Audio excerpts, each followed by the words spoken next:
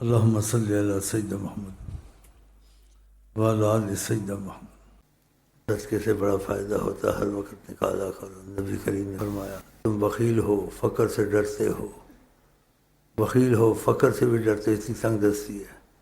فرمایا نبی جی صلی اللہ علیہ وسلم پھر بھی صدقہ نکالا کرو، اتنا اس کی مصیبتیں دور ہوتی ہیں، جو ناگہانی مصیبت تکلیف آتی ہے دور ہو جاتی ہے۔ پتہ نہیں وہ تمہارا کتنا نقصان کر دے۔ نبی جی کی بات پہ یقین ہونا چاہیے۔ مثلا بازار جا رہے ہو، صدقہ نکال لو، بچہ بیمار ہے ڈاکٹر پر پہلے کوئی صدقہ کا 150 دو، پھر دعا بھی کراؤ۔ کوئی چیز خرید رہے ہو، کچھ رہے ہو، تھوڑا سا صدقہ نکالو، 150,000۔ اگر بڑی کوئی چیز خرید رہے ہو زیادہ نکالو، 10,000 20,000۔ کوئی ناگہانی مصیبت سے بیماری دور نہیں ہوتی، ڈاکٹر سے علاج کراتے ہو، بڑا صدقہ نکال دو۔ بڑی مصیبت کے لیے نبی کریم کی بات پہ یقین ہونا چاہیے۔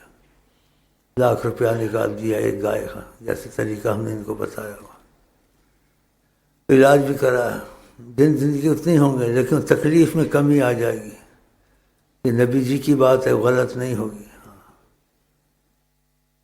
اس لیے میں یہاں صدقہ نکال کے جاتا ہوں۔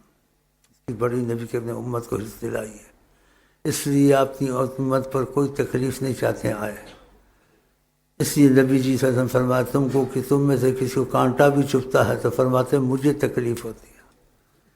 اتنی اپنی امت سے پیار ہے حضرت محمد مصطفیٰ۔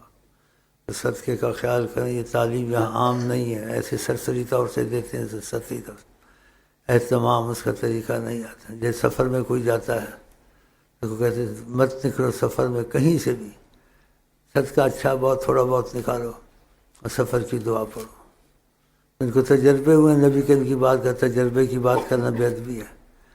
گاڑیاں ٹوٹ جاتی ہیں، ان کو تھوڑی سی خراش آتی ہے، اور جو آتے ہیں جائے وقوع پہ دیکھنے پر حیران ہو جاتے ہیں، گاڑی کا تو بیخ نکل گیا، کچومر نکل گیا، یہ 12 اچھے بڑے کھڑے، نہ ان کی ٹانگ ٹوٹی ہے، نہ ان کا سر پھوٹا ہے، نہ کچھ چیخیں مار رہا ہے۔ یہ برکات نبی صلی اللہ علیہ وسلم کی تعلیم کی برکت ہے، تو یہ بھی خیال کیا کریں۔